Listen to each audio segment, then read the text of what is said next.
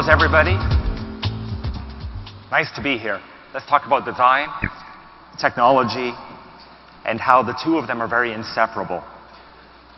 If we look at the history of design, of the history of the built environment, we realize that every pivotal aspect of it had to do with new technology. And in fact, I think as artists, we always gravitate towards new technologies. So I think design, in a way, can't exist without this notion of innovation. And innovation and technology are also inseparable. Now, 90% of the world's commodity is actually made by a machine. So we make very little by hand now in the world. And since the Industrial Revolution, which started 165 years ago, we went from using, really, mechanization to make accessible objects for everybody, which really meant we created what we call democratic design. And today, democratic design is everything. It's every object that we have in our lives. It's all the kind of banal things. And all these banal things, for me, I find incredibly inspiring to do something with them, to bring some sort of life to them, to really bring some kind of human emotion to inanimate objects, to kind of banal objects. So with that said, I think that design, in a sense you could argue, is kind of critical to social and human behavior. Now, when I was a child, I was obsessed with objects, with things in my life. And I thought that every object that's in one's life should be a kind of seamless relationship, something that just kind of makes you feel alive. Now, there's a study called phenomenology, something I was always interested in, and it started 150 years ago with Heidegger and Hegel. And those philosophers talked about how a phenomena makes you feel like you are physically here, that you actually physically exist. So I always thought with design, can I make something that's so tactile, says such a kind of relationship that when I touch something that's a soft material, that actually kind of makes me feel for that moment a kind of not only elevated pleasure, but this sense of feeling inspired and feeling alive. So design really is about kind of, in a sense, you could argue, shaping not only a better life, which was the original social agenda, but also to kind of create a more inspiring life, so that when you move around the world, things just seem kind of alive, that you feel alive with everything you touch, whether it's in a kind of democratic object or even if it's something in the luxury world. Now, in every project I do, and I think this is, again, the kind of pursuit of the artist, is to try to do something original. And I've always believed this, that we are all artists in a way. Every one of us are kind of capable, and we all are born to create. And as we get older, we're kind of suppressed. Conformity makes us become less creative. But a child, the immediate need and desire and reaction to the world is to create, to kind of move their hands, do things, touch things, engage, paint, draw. And it's kind of fascinating how, as children, we're so observant and so perceptive of the moment in which we live, the world in which we live. And as we get older, we accumulate experiences and we accumulate knowledge. And in a sense, those experiences and knowledge, on one hand, afford us to kind of, let's say, contribute to the world. And on the other hand, they afford us to hold us back from kind of being and living in that moment of perceptiveness, of being really, really aware. And when one is aware, then it's obvious, design-wise, what we kind of need to do and how we can kind of shape a more inspiring and a better world. So, when I was a child, I was kind of obsessed with objects, everything around me. And each object had a kind of personality. And as I kind of grew older, I always thought that what I'd like to do in the world is kind of contribute to the world these objects. Now, in 1967, when I was a little 7-year-old boy, we were in Montreal, and we went to Expo. And I went into the Buckminster Fuller Dome, which is an incredible, majestic structure. And in it was all kind of new technologies. And there was a vacuum cleaner, I remember as a child, that would operate by itself. Now, this is in 1967. And I remember kind of tugging on my mother's dress and saying, "Mom, look, you'll never have to vacuum again." And you know, for me, that was fantastic, because even more so, because my mother used to love vacuuming naked. So for me, it was a pleasure not to see her vacuum anymore. And I saw this vacuum, and this was 1967. Now, 30 years later, Sanyo developed a vacuum cleaner that could travel and vacuum by itself. So it took really 30 years of development for that product to actually get to market. But today, products move to market so much more quicker. And why? Because our technologies have advanced so much.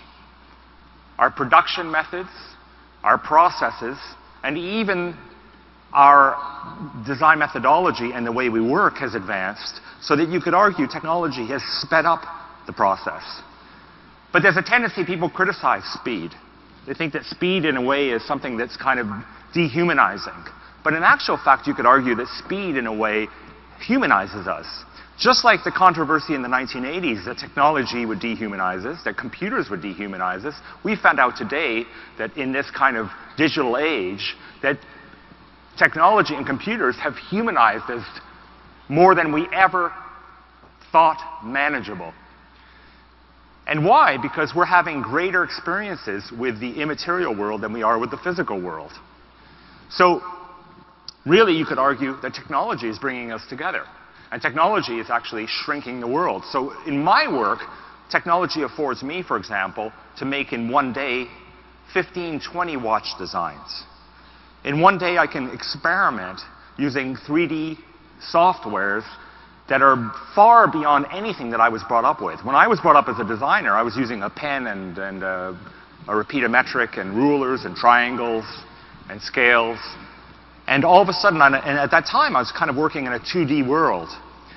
And when you design in a 2D world, you shape a 2D world. So you could argue that our whole physical environment, our Cartesian world, the grid that we created, the boxes that we live in, were all created because we would design in two-dimensionality.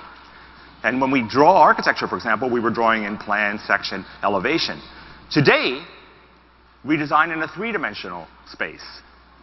So within that kind of virtual space, we're never doing anything on a two-dimensional plane. We're looking at everything in a three-dimensional way. Now we start to look at the world that we're starting to, right now at this moment, and it's just the beginning, we're starting to shape a much more dimensional world. And you could argue that since we're designing in such three dimensions, we're actually almost building a fourth dimensional world. As we did when we designed in 2D, we created a three-dimensional world. So I think with the kind of technologies that one can use in design and the processes, I found that I can start to shape worlds that kind of never existed before. And with that said, I can shape objects that never existed before. And I can shape and create form and language that's about the milieu, about the time in which I live in now. I can design a shoe that's made of tri-injection molding, a very extremely comfortable high-heel shoe that actually can move. I can injection mold a shoe that when you pick it up, it can smell.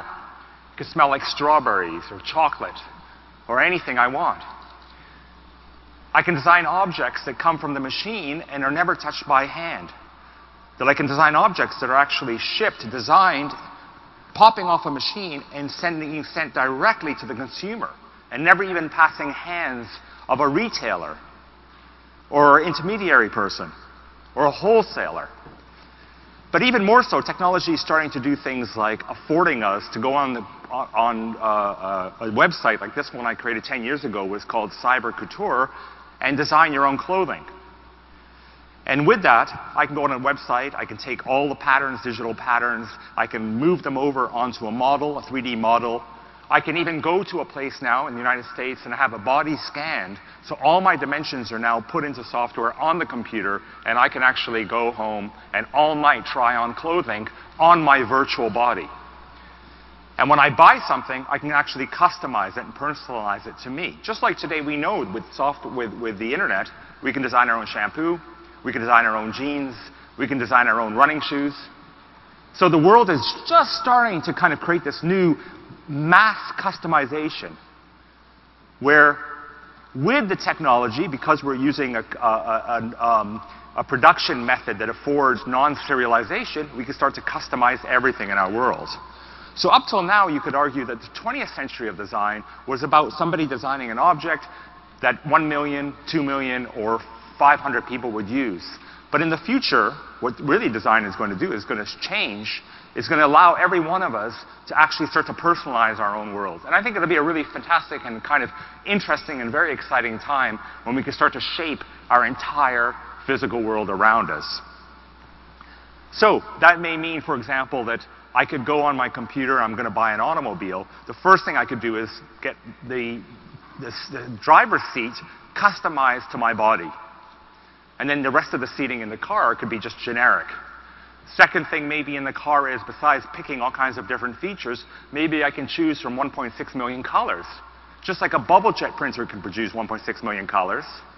A car goes through a spray booth with 160 little automated spray guns, and maybe I'm on the computer and I decide an exact PMS color or an exact RAL color. I pick it, and the car is sprayed, comes out the other end, and 1 week later I have a car customized to the color I want.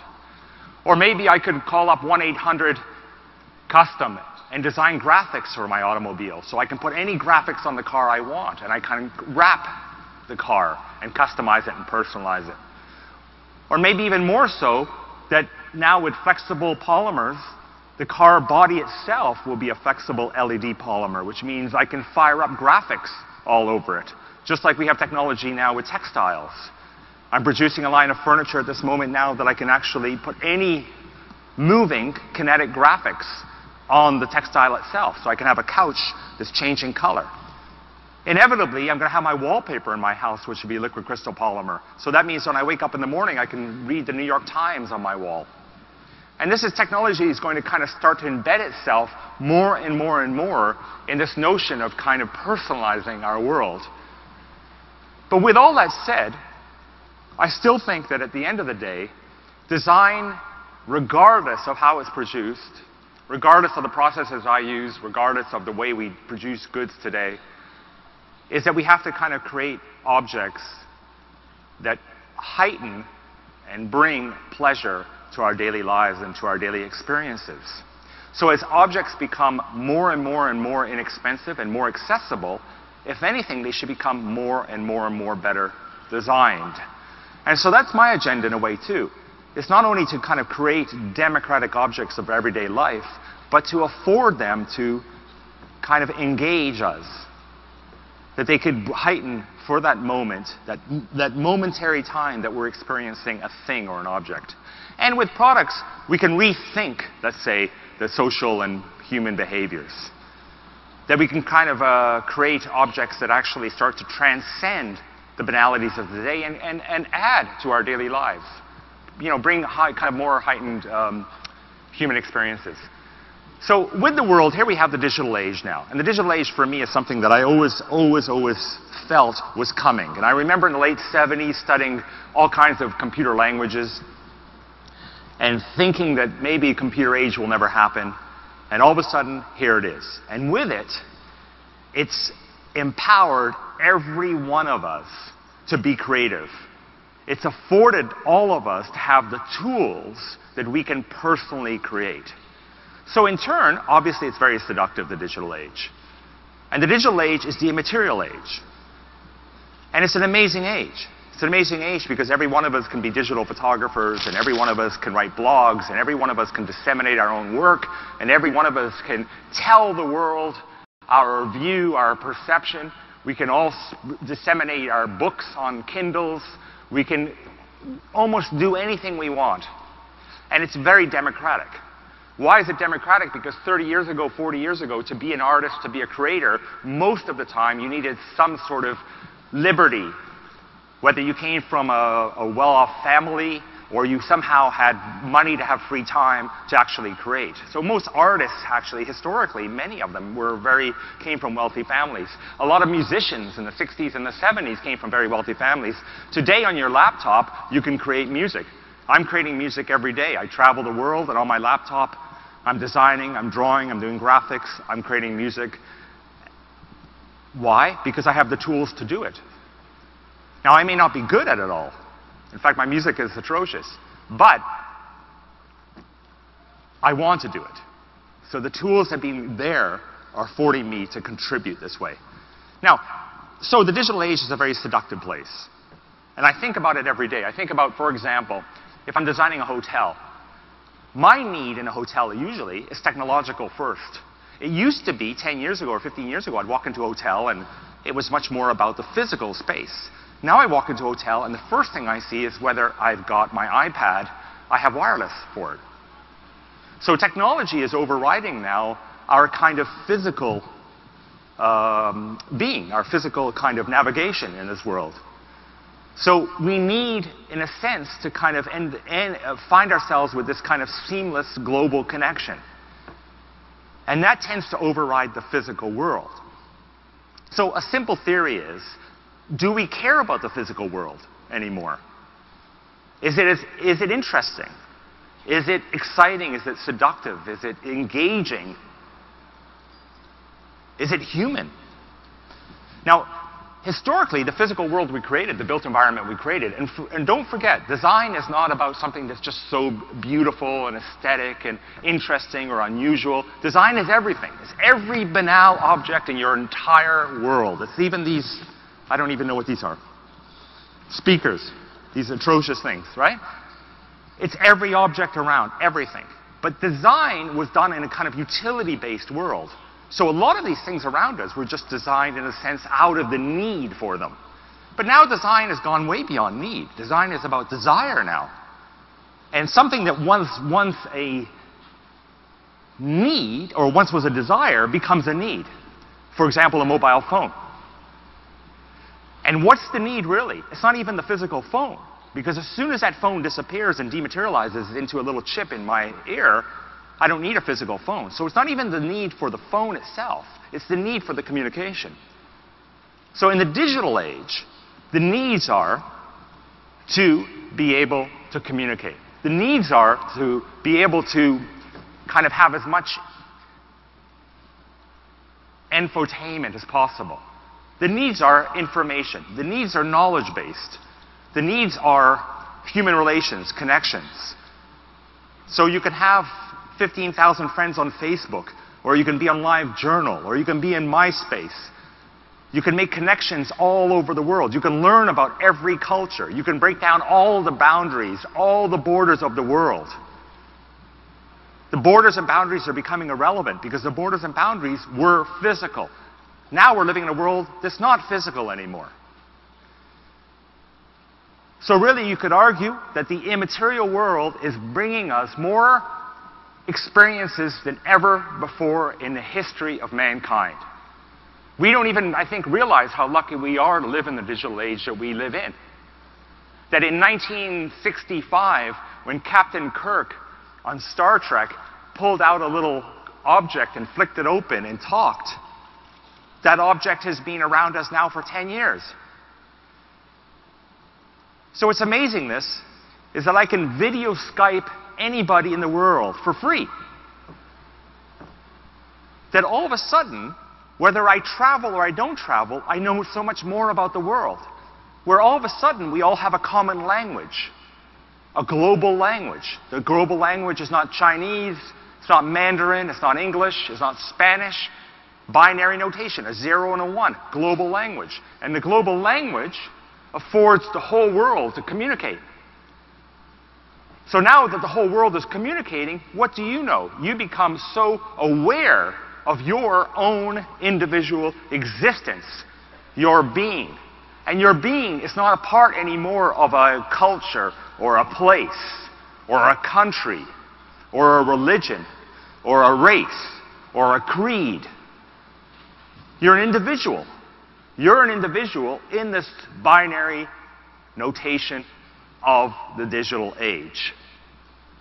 And if this digital age is this process of us becoming a kind of, let's say you could argue, a self-awareness of our individuality, because A, we have those tools, as I talked about, that empower our individuality, the tools that empower our creativity, the tools that empower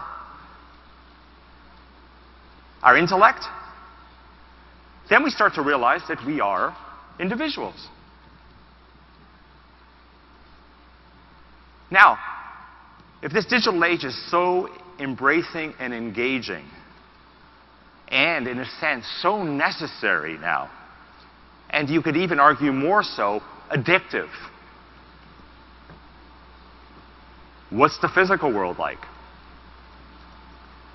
So I realized 10, 15, 20 years ago that in a way, my mission in a way, is to elevate that physical world. Make that physical world catch up to the digital world. Make that physical world come a little bit closer to bringing a heightened human experience like the digital age is bringing us. And how does one do that? Can designing a piece of furniture, can you make a chair or a stool or a table an object that could heighten or bring some sense of experience like the digital age is bringing us? In other words, if I design a hotel now, can I make the hotel compete with that wireless world that need to be part of a global connectivity? Well, maybe the room I design then can speak about it. Maybe the hotel I design can have a language that starts to speak about this digital age. And maybe that language is just to try to speak about information. I created a word 10 years ago, infosthetics, the aesthetics of information. What are they? In fact, if we could argue that in the history of all our vernacular, all the language, and realize that, well, how critical design is and why it's so important is because we learn everything about the history of humankind through artifacts, through objects. And this is the first time in history where all of a sudden we're doing all these things and experiences with no artifacts. So at one time there might have been an urn that would come out of the ground that you would dust off and you learn about the religion and the civility of a time and a place. And today, how do we learn about the time and civility of the place? So with that, the challenge in a way for me is to put some work into the world that has this kind of connection, a kind of message of this infosthetic, of this new language, of this digital age that we're living in. And in turn, I think with our softwares and with thinking about the milieu, about the zeitgeist of the time, we can start to shape and create, really, literally, a new physical language. And start to reshape the world we're in now. And I think, in a way, the world physically has existed for so long because it was part of the mechanical age. Now this new world we're starting to shape is going to be this new language because it's being shaped with digital technologies. So, maybe we'll have a whole different world than the world we live in. Maybe this new world we live in will be completely, completely different. But the way for it to start to shape and become a kind of new physical space, a new world, is to actually let go of the past, to let go of history in a way. And I think the digital age is, in a way you could argue, an opportunity, a kind of schism, a break from our old notions of humanity, moving into a kind of new utopian digital age. So, every day when I work, each object, each thing, each space, I try to find the data. I try to find some sort of meaning, whether it's weaved in a carpet, whether it's a carpet tile, whether it's a flooring, whether it's wallpapers, whether it's an object, whether it's tiles. It really doesn't matter what it is, but to try to use some new production technologies, new materials, because these are the criteria that are going to allow me to express the new language of this third technological revolution, the immaterial world. And in this next few decades, as we're brought up more and more, children are brought up with this kind of moment of living in this connectivity, I think that the prescience of living in the now will become even greater, stronger, and will shape a new vernacular. So maybe a radiator, something as banal as a radiator, can embrace somehow this new age. That maybe a radiator on the wall is like a digital painting. Or a radiator that's, again, a banal object of the past, of the kind of mechanical age, starts to connect with us, speak with us about this kind of fluid, data-driven era. Thank you.